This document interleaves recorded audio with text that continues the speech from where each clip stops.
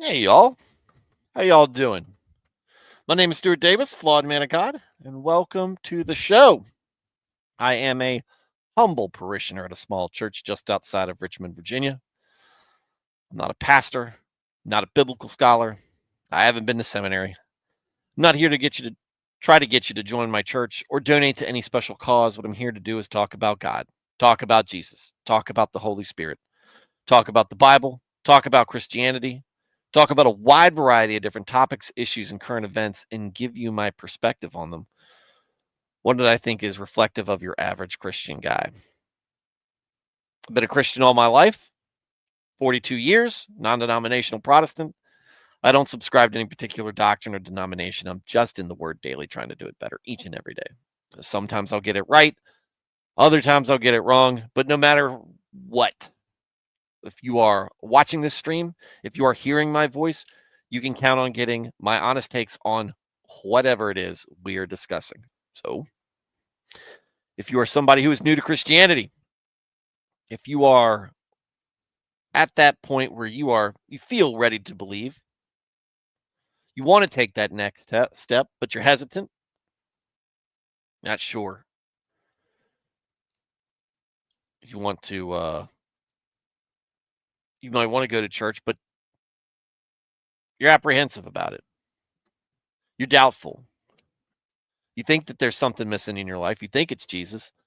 But there's a lot out there that kind of tells you that you would be stupid or hateful for thinking that. And it's a big step, and it requires a lot of trust to put yourself out there like that. Makes you vulnerable. You get it. And it's understandable to feel that way. So if you are here needing some motivation of some sort, encouragement, that's why you've showed up, whatever. Let me get this out of the way. Let's make this the first thing. I'm rooting for you. I'm rooting for you to make the best decision, the greatest decision you can make in your life. A decision that might not just affect you, but will almost definitely affect the people around you, and almost certainly in a positive way. Now, that doesn't mean everybody's going to like your decision, but let's make sure that you get yourself saved first and then work on anybody else. And not just me rooting for you, but also the folks watching this show, the chat. All of Christianity should be rooting for you. We want as many people as possible to come to Christ and be saved, get into heaven. So there's no reason for us not to wish that for you. And I know all of the heavenly host is rooting for you as well. That's quite the support. So don't feel like you're alone, and don't feel like you're the only person who's ever wrestled with this. Even folks like myself who were raised as Christians have worries and fears and difficulty in finding ourselves trusting. We'll read the Gospels eventually, and there's examples in there. Even the disciples, people there with Jesus, had difficulty putting their faith fully in him. So, if that's all you needed and you were ready to go, then good. At least you got that. And I hope it helps you. But you might want to stick around, hang out with us, maybe get a little bit of insight on what it's like to hang out a bunch of other fellow Christians and discuss faith. If you were already a Christian and you just enjoy Christian topics and discussions, welcome as well. You'll find we run this very similar to a Wednesday night study group or Sunday school. We're a very small group, as you can tell. It's a small but good group, very much quality over quantity. And while we'd love for the quantity to grow, we enjoy what we have right now. And I count that as an incredible blessing. Even though somebody from the outside might look at the numbers and say it's weak. I'm not here this channel is not meant to impress, to be show, or to put on a show. It's here to help. And not just you guys, but also me. Because I grow more in talking with you. But the advantage behind this is you have a big say in the show. Love hearing from the chat. So you have the opportunity to put something in that comment section, and I will let you know, and let me reassure you, I will read and respond to it. So let me know what you agree with or disagree with. Where do you think I'm right? Where do you think I'm wrong? What unique insight, perspective, or experience do you have that perhaps we haven't talked about? Or maybe you want to add on to something somebody else said. Share your opinion. Ask questions. I can't promise to have the answer. There's a likelihood I won't have the answer, but we can at least talk about your question. Maybe point you in the right direction.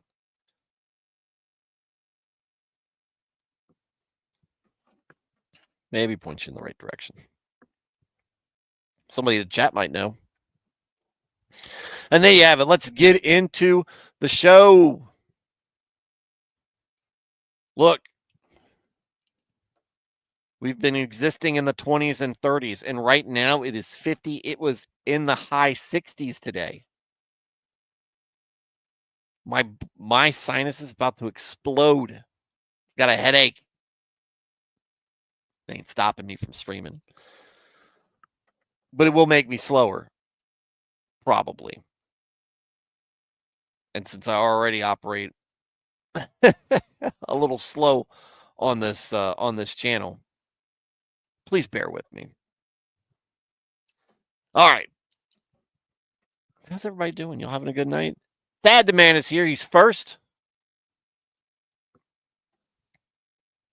Jenny ELJ is here. What's going on, ma'am? Matt Felty popping in to say hi because he has his men's group tonight.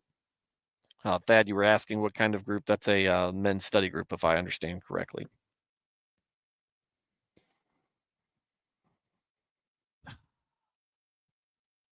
Streaming. It's good. It's very good. All right, last night we left off on 15, and we'll kind of review that a little bit more because Matt Felty did say that 15 through 18 has a little bit to do with this is a society. Or as Pete Holmes might say, great, a meme no one understands. But it does have to do with family and society. So we'll touch on that a little bit and then move forward.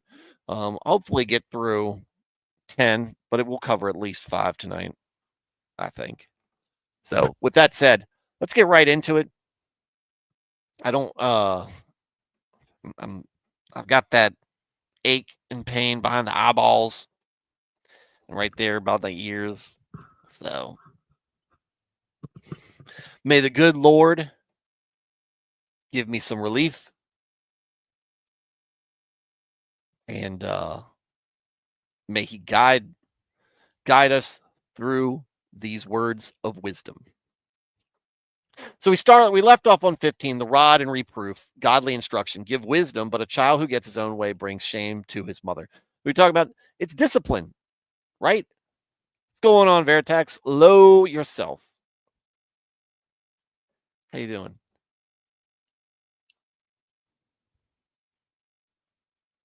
I did read what you posted yesterday, Veritex. And I think what you said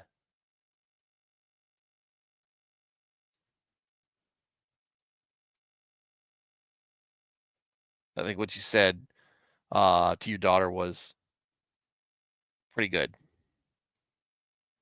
Pretty good. And those are big thoughts for a teenager, but that's when you start to have big thoughts, real big thoughts. And seems like a mature perspective for her age.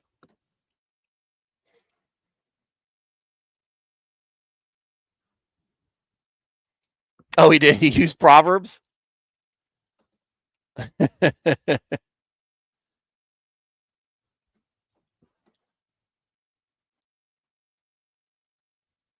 Wow.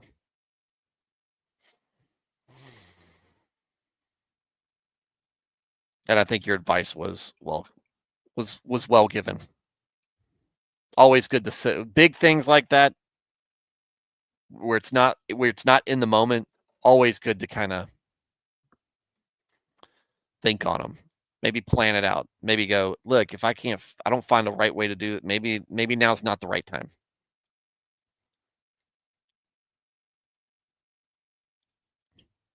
It's life, man. It's hard. It's hard to sometimes to figure out what the right course of action is.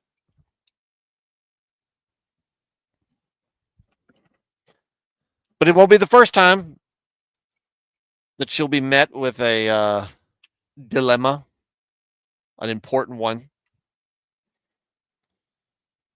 So there you go. All right, verse 15. Verse 15. Rod and reproof, godly instruction. Discipline, consequences, accountability, instruction, right? That's part of the discipline. You don't just, here's handing out punishment. Here's your consequence. No. Something I do, at least, when I punish my kids, there's always some sort of, you can call it a lecture, just me sitting down with them, talking with them, and be like, look, this is why this is wrong. This is why I think you're better than this. And this is and I want you to know that you messed up, but we're moving past this. But now you know. Now you know.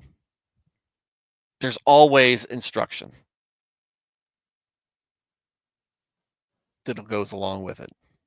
And it should be grounded in faith, grounded in what God teaches us. But if you let that kid do whatever he wants, whenever he wants, no consequences whatsoever, it's not just a reflection.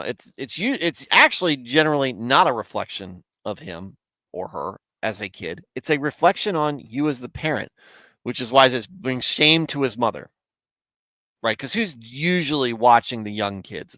It's the mom, right? Especially more so back then. That kid's wild and crazy. His mom doesn't do anything. It's a bad parent.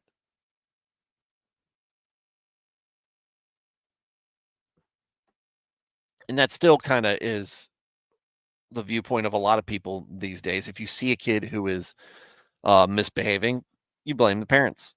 Well, they're not doing something right. Sometimes they're not. Instruction has to come with it. That's right, Veritech.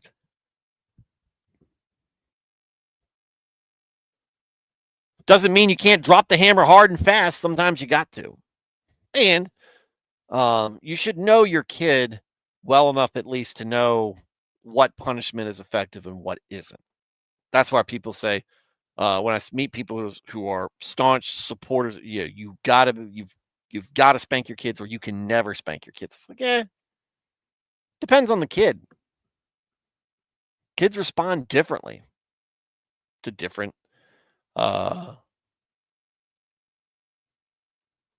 to different punishments. Some kids just knowing that you've disappointed that they've some kids just knowing that they've disappointed you is hard on them, and you expressing that will be harder on them than a spanking would be. Other kids, yeah, of course you're mad at me. That's no big deal. But let's not. But I'd rather avoid the spanking. Other kids don't like being put on timeout. I would say I said this for me as a kid. I would take a beating all day. Just don't. I can get through the spanking. Cry a little bit. It hurts. Whatever. You put me on timeout. That lasts like a minute. Lasts like a second. You put me on timeout for 15 minutes. Oh, the world's crashing down. That 15 minutes might as well be 3 hours. I still remember myself sitting in a chair in the kitchen on timeout. It's dark, right? Not completely pitch black. There's a light somewhere. But it's just like my mom's in the living room, in the next room, the living room, reading a book. I'm like, is it going to be a long 10 minutes? Because that must have been like 4 or 5 at the time. Is it going to be a long 10 minutes? Because that's how it felt. Felt like it was forever. What's going on, Alex Moore?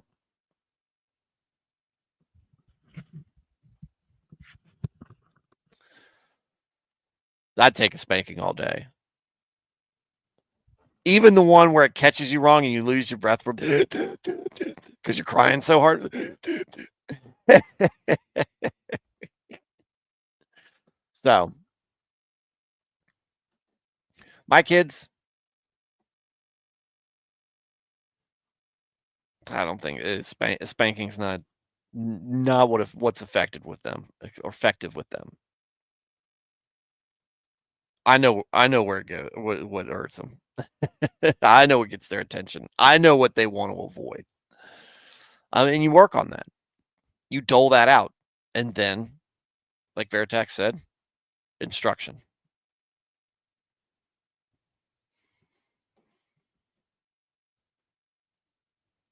Six, 16. When the wicked are in authority, transgression increases, but the righteous will see the downfall of the wicked. Some people might think that's what's going on right now. We're seeing a little bit, at least, of the cultural pendulum swinging back. I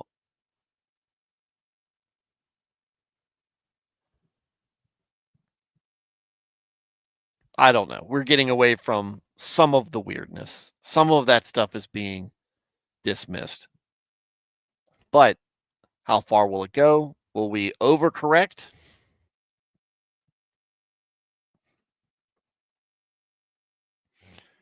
Will we get it just right? Probably not. We almost rarely do, or we almost never do. It's quite rare.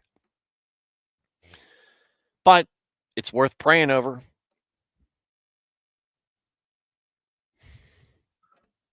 It's worth doing your best to get us there. And hopefully the church is a good driving force behind it. The earnest, real Christ-loving churches, not the ones out there trying to make a political statement.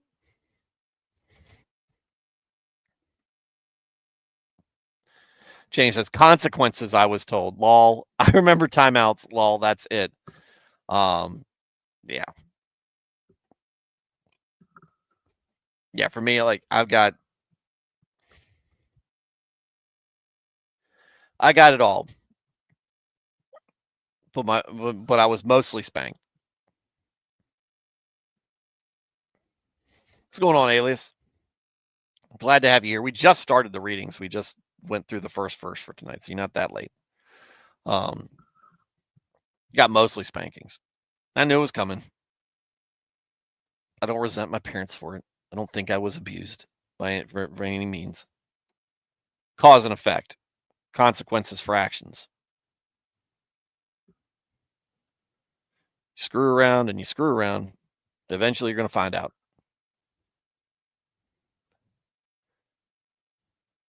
And I never told him because maybe I was smart or lucky that I never let it look.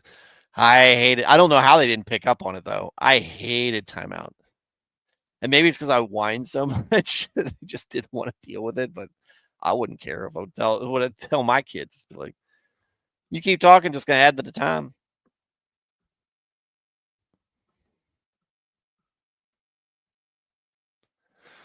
17, correct your son, and he will give you comfort. Yes, he will delight your soul. I don't think this is, uh, true 100% of the time,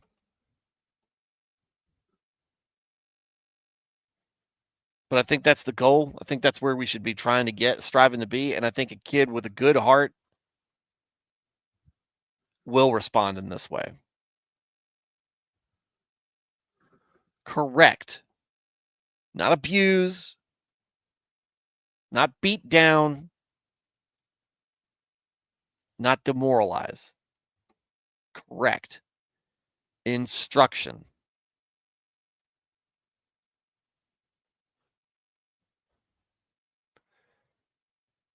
He will delight your soul. And I'm not,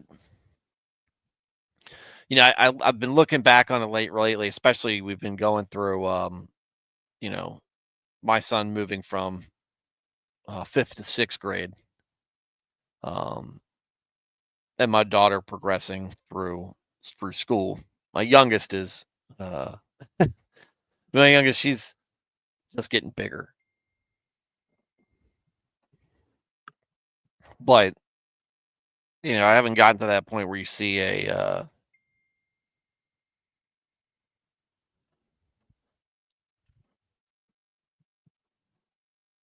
where you're seeing the full return on all the things you've invested in your kids or all the way that your kids are developing. Mine are still pretty early in the game. But looking back right now, I'm like, man, I'm so happy and so delighted in what I'm seeing out of them. And so many times they'll say something and I'm like, wow, that's great. And it just makes me um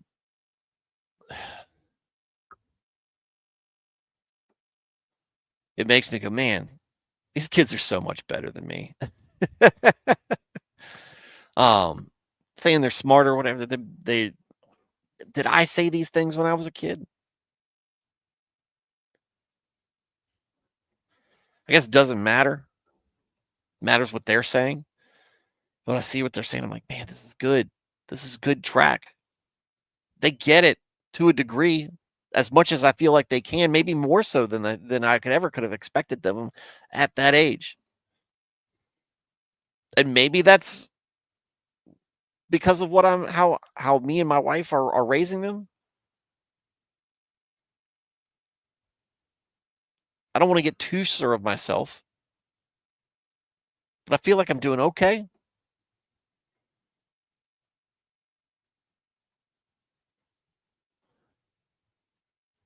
It's not easy by any means.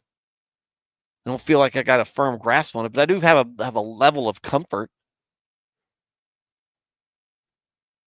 It's when I'm reflecting that I get the unease and the doubt, and I'm like, man, I don't know, man.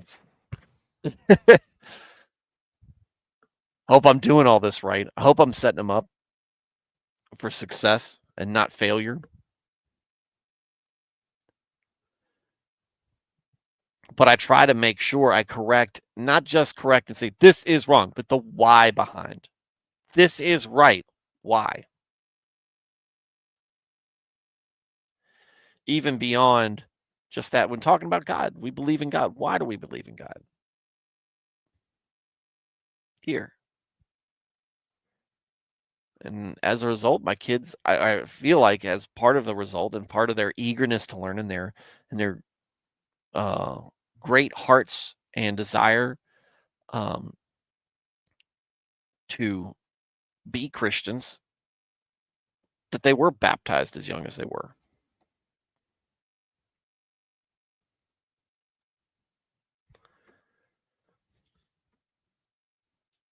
Amazing moments.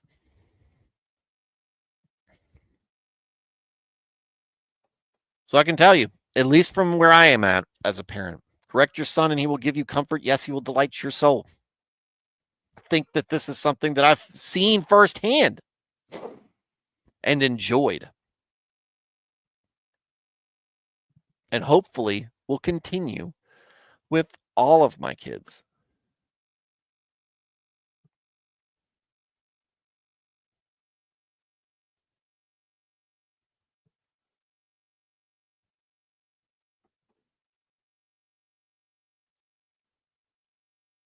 18.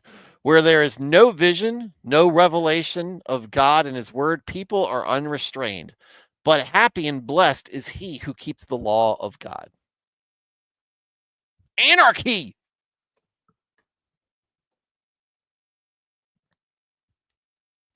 We talk about why people are, a lot of times people are apprehensive about going to church, why people think it's a scam, a money grab, power trip. Where does that all come from? The people running the church. Where do all those errors come from? The people running the church, not God. It's people doing what they want to do instead of what God wants them to do. And a lot of and I don't know where that comes from. That's just a disbelief in God or just a blindness because you think that you are a good Christian, that you can get away with what you think.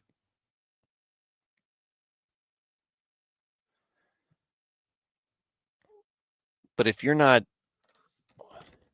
basing your decisions on what we know God has told us and not what God has told us, but if he reveals to you that you should be able to do this,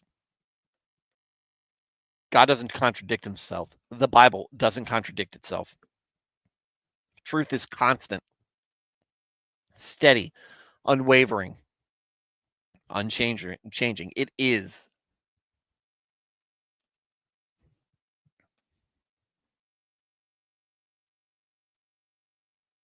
And I think that we see what a society that has drifted away from Christianity, what the fruits of that are. And when you look at atheist and you see that perversion of the culture and society.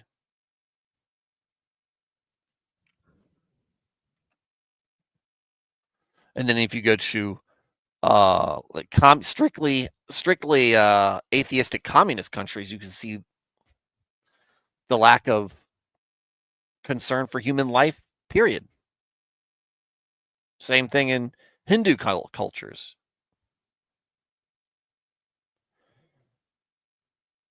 Or Islamic nations.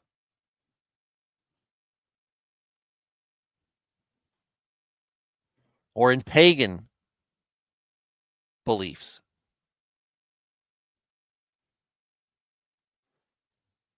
You know, they might they might talk about all the genocide in the Bible, but there's purpose behind that, and there was commands from God for specific reasons. And once that was established, once Christ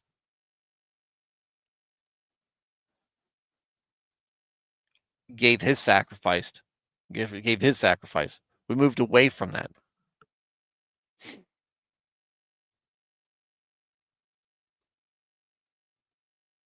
There was a reason, there was punishment. God explains why.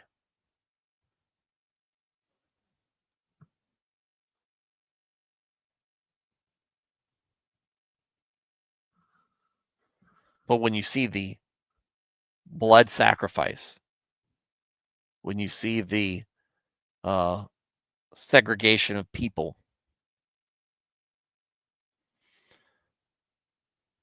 when you see life treated as a number,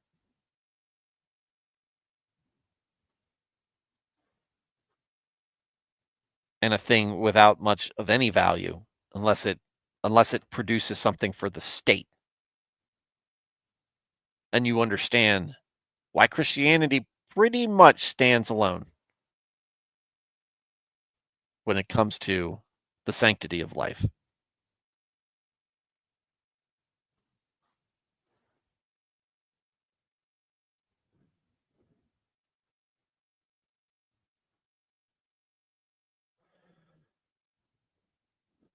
The successes of our society in Western culture are due to our Christian faith and Christian values. That has allowed us to rise up and succeed. And when you see us stagnate, when you see decadence, when you see corruption, it's when we get away from that. Happy and blessed is he who keeps the law of God. If you're looking for biblical examples of this, we got out of that was when we were reading from Judges, basically Judges, even over that Exodus, Exodus, all the way to Chronicles.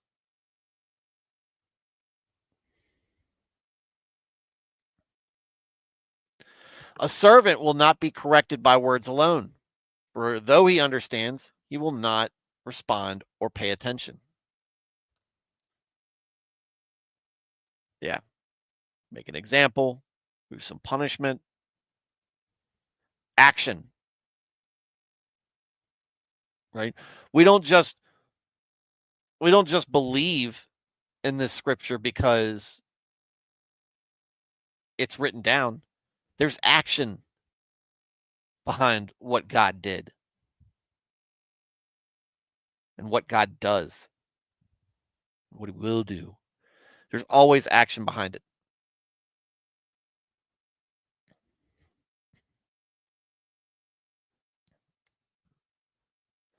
Otherwise, it's just words.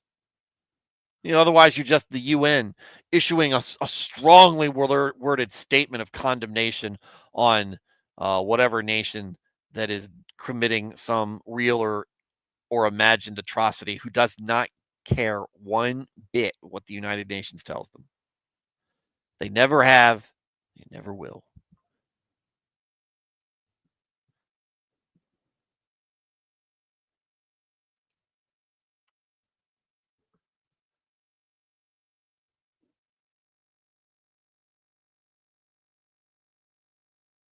Got to have action behind it. People got to know you mean what you say. People got to know that you're ready to back it up. Sometimes you need to prove it.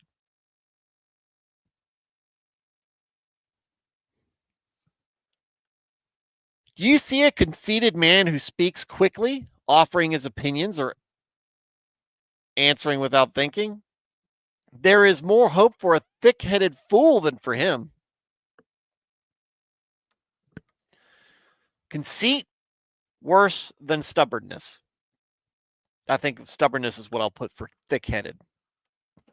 Maybe dense.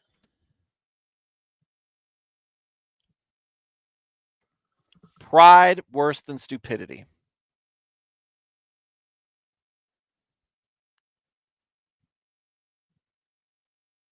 I think at least at some point you can dumb something down for somebody. Or enough enough experience, enough times learning the consequences. It'll eventually get through a thick-headed, stubborn, or slow person. But a man who's convinced himself that he is right and has not considered what other people are saying or what else is out there, just concerned about what he wants to be right, not willing to humble himself. One, who wants to hang out with somebody about like that? But two,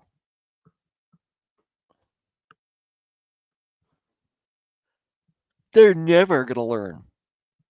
Or the likelihood that they're going to learn is very slim. Because any learning, any moment of self-reflection or learning is going to be lost on the fact that they're going to chalk it up to other people being wrong, or insert whatever narcissism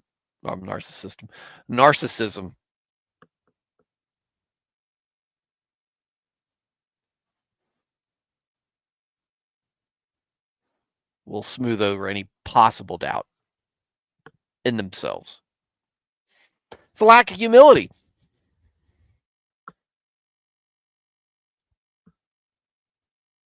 The world doesn't revolve around us.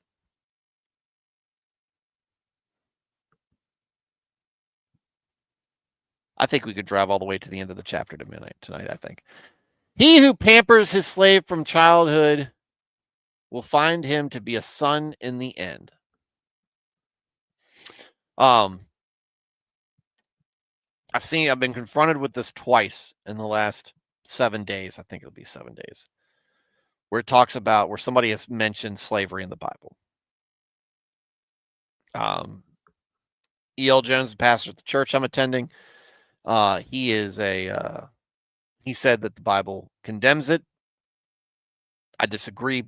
I don't think it condemns it. I think it tolerates it. It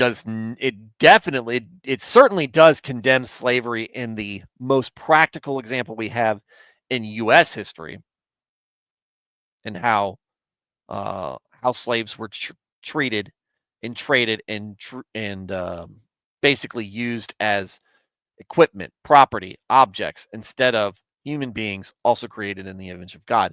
The concept of slavery was a little bit different between cultures back then. Some of them were just as bad as the U.S. was in that time.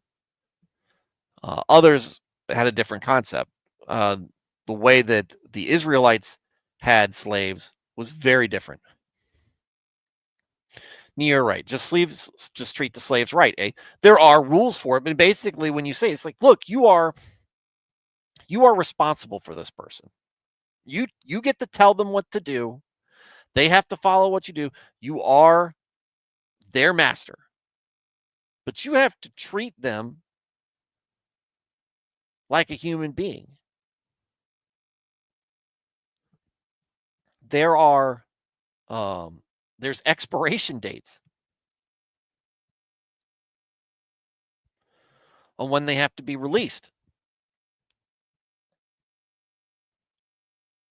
You might decide you want to take them if it's a woman slave, you might take that woman as a wife. Well, she's your wife at that point, and all the rights and responsibilities that come along with being your wife. You can't just kill them. You're not supposed to break up families. Some cases in this being a slave was a choice. Sometimes it was like indentured servitude.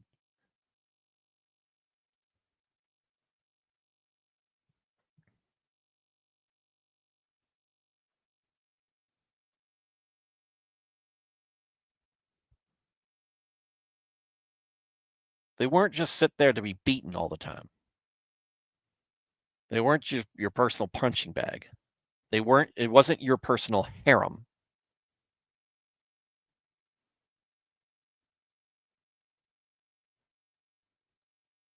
The real people with real lives, real feelings, real faith.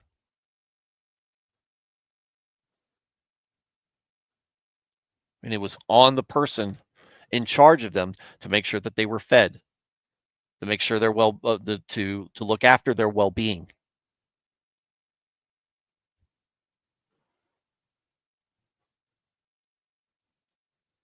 It didn't mean that they were more of a human being than they were. Didn't make them less of a human being. They had rights. They had some restrictions on rights. Rights weren't well defined back then. But again, the Bible wasn't the Bible at the time. At the time, the laws of Moses that God had passed to him addressed at this. I would say the Bible is not, it certainly isn't silent on slavery. It is tolerant of it in certain cases within certain guidelines. And with the understanding that how you treated your slaves would be um, something you're measured by in judgment. What's going on, Neo, by the way? It's always good seeing you. Hopefully things going well. You had a baby sometime recently, didn't you, Neo? Hope that's going along well.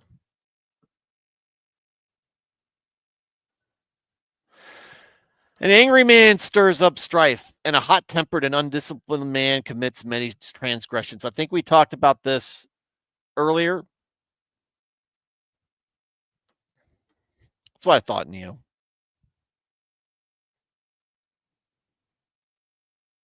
We talked about this a few days ago, I think, or maybe yesterday, or maybe last week. Hot-tempered and undisciplined man. You're out of control. When you lose control, you give in to urges. You give in to temptations. You become very vulnerable to sin. And that can be contagious. That can create a place where other people are agitated. The consequences of sin are rarely contained or rarely limited. The consequences of sin are rarely limited to just the person sinning.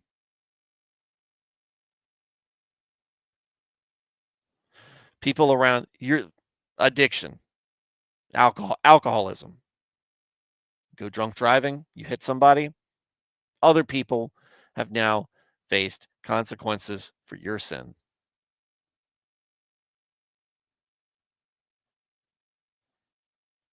Beat your kids, neglect your wife.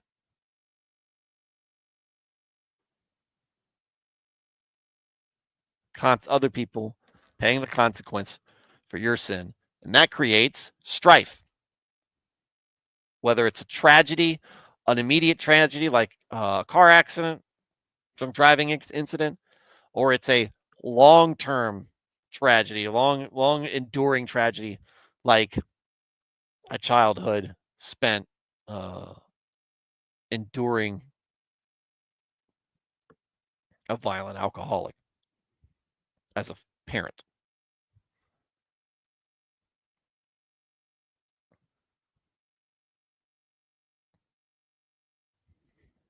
Stirs up strife. We all know somebody who's out of control is given to many, many more mistakes because they lack that control.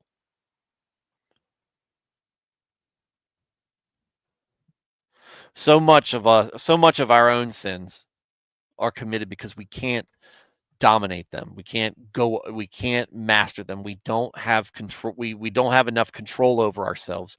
We know it's wrong. We still do it anyway. Iraq, discipline. I need more water. I'll get some after we're done. 23, a man's pride and sense of self-importance will bring him down. But he who has a humble spirit will obtain honor. Kind of pairing off or piggybacking off of 20. Pride and self-importance. Conceit. You got this. You're responsible for all your good, all the good you're done. The reason you've got everything is, the things are going your way is because of you, not because of God. Or maybe it's because God thinks what you're doing is great.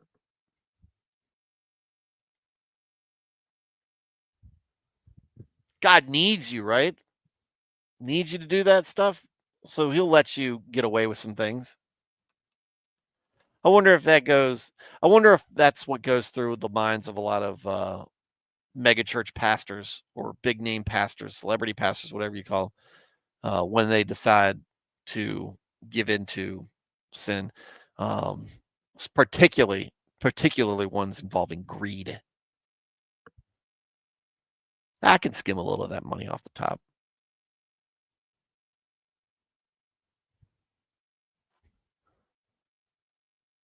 Stephen Furtick wearing all that expensive clothes when he's preaching.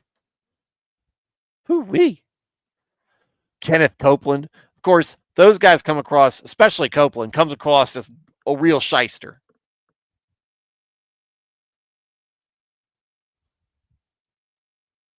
He looks like he comes across as a straight con artist. Furtick might just be a weirdo in love with himself and convincing himself that what he decides is right.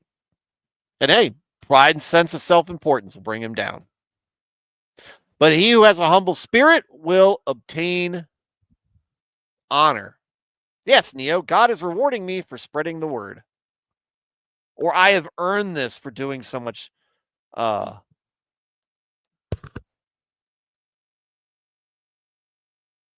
Bless me.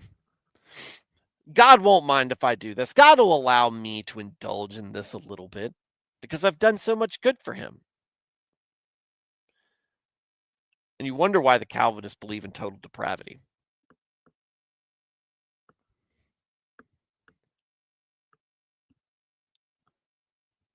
Well, that's the beginning of Tulip.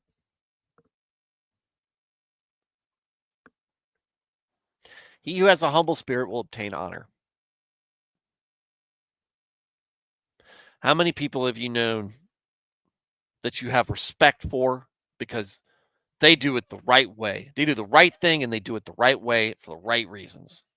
And you're like, that's somebody I need to be more like. That's somebody I trust.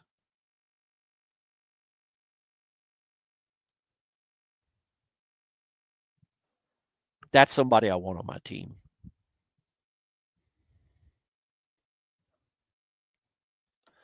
Oftentimes with those folks, you'll find a very distinct lack of pride and a lot of humility.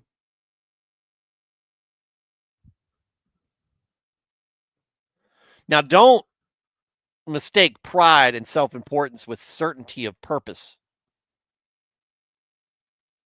and faith, confidence in your faith. Two different things.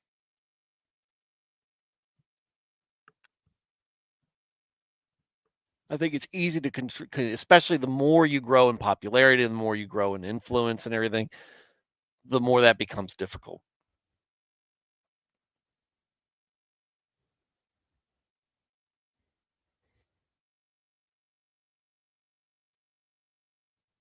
Became difficult for David, became difficult for Solomon, became difficult for a lot of people, a lot of biblical figures. Not Christ, though. He nailed it.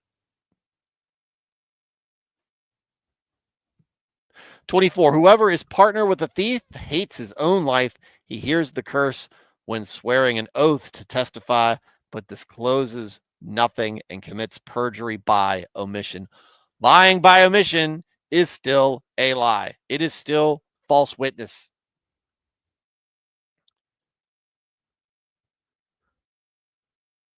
And that's why he said, hates his own life. You don't care about your own life because you're breaking one of the 10 commandments. That is a law of paramount importance.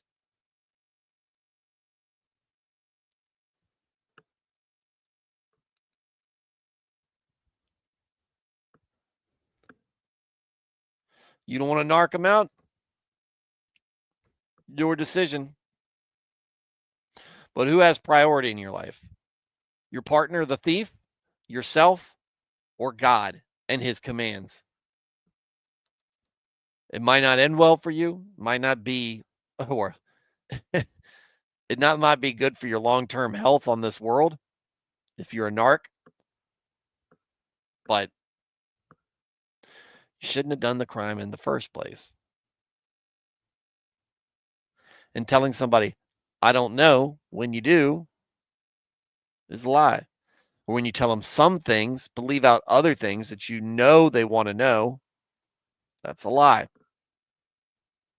Because you're not being 100% truthful. You are being deceptive.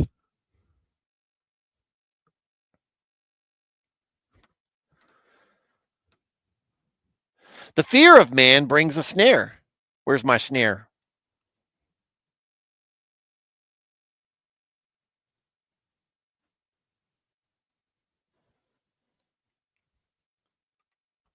The fear of man brings a snare. But whoever trusts in and puts his confidence in the Lord will be exalted and safe. Not bad.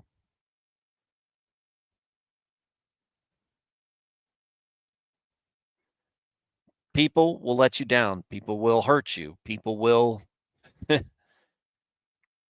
betray you.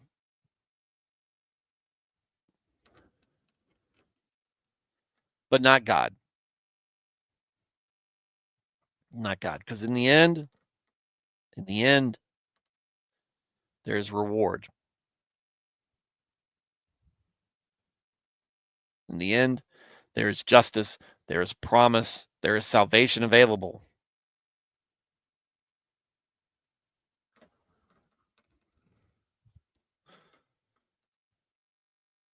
Got to trust him.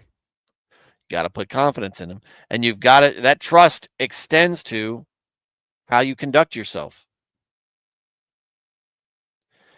If you conduct yourself a specific way because you're afraid of a man,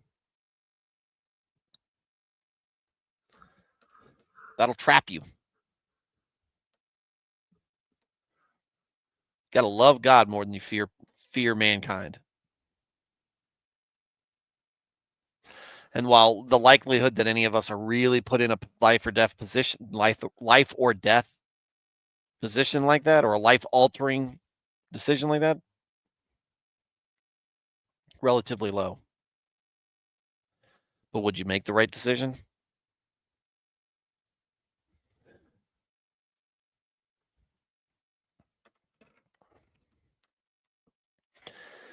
Many seek the ruler's favor, but justice for man comes from the Lord. Yeah. This will go back. We'll hear again during the Sermon on the Mount. You can go to a king. You can ask him for justice. And he might dole it out the way you want. Or he might rule in favor of the other person. But true justice comes from the Lord.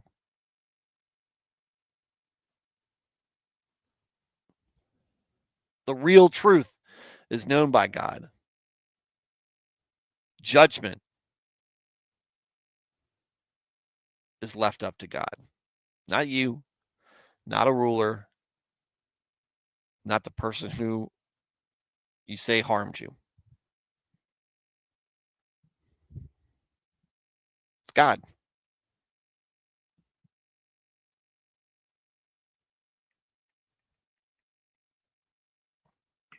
Well, I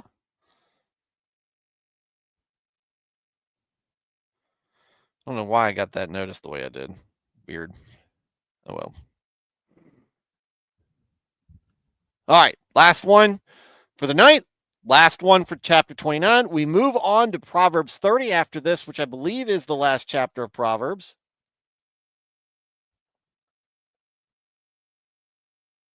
Nope. Maybe it's 32 Proverbs. Nope, 31 Proverbs. So I lied in this one. I lied in my title screen, or not my title screen, but my description. I got to fix that. I'll probably forget. 27. An unjust man is repulsive to the righteous. And he who is upright in the way of the Lord is repulsive to the wicked. Yeah.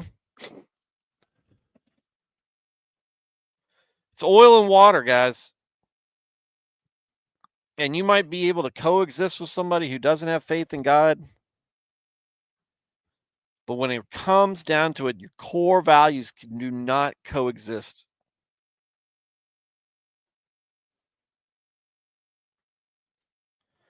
Because yours will be rooted in faith in God. Theirs will be rooted in the belief of something else, or belief in nothing at all, or just themselves. And maybe those seem to align on the surface, but deeper down, they do not.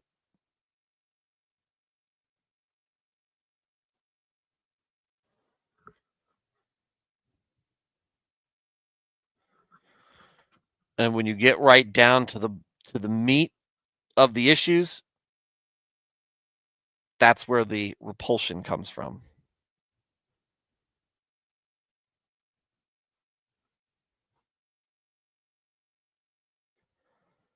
Because one aligns with God, and the other one does not.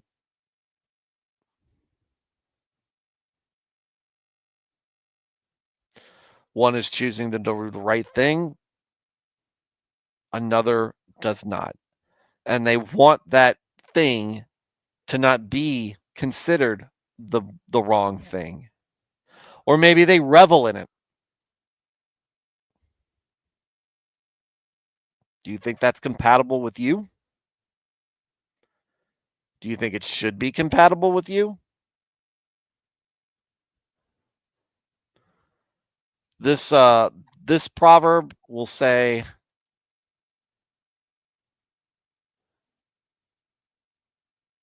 that you should have a problem with it.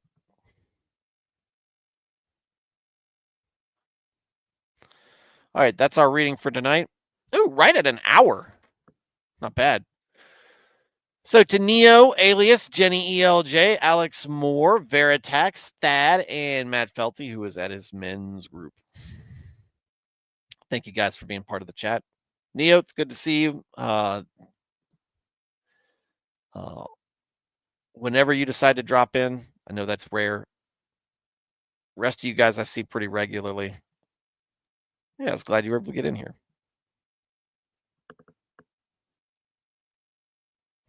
It's just so nice having all you guys around. Thank you. Thank you for what you say. Thank you for stopping by. Thank you for using the chat and showing people it's not scary. You can just sit in there and say hi, and I'm just happy to see you say something and know you're there. It's great, guys, and I appreciate it. Nurnath was in here last night. His usual silly, half incredibly knowledgeable self.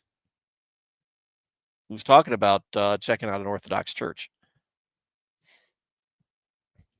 I think he's busy a lot of times doing his own thing. But he shows up when he can. And as usual, the ombudsman, the unofficial ombudsman of the show.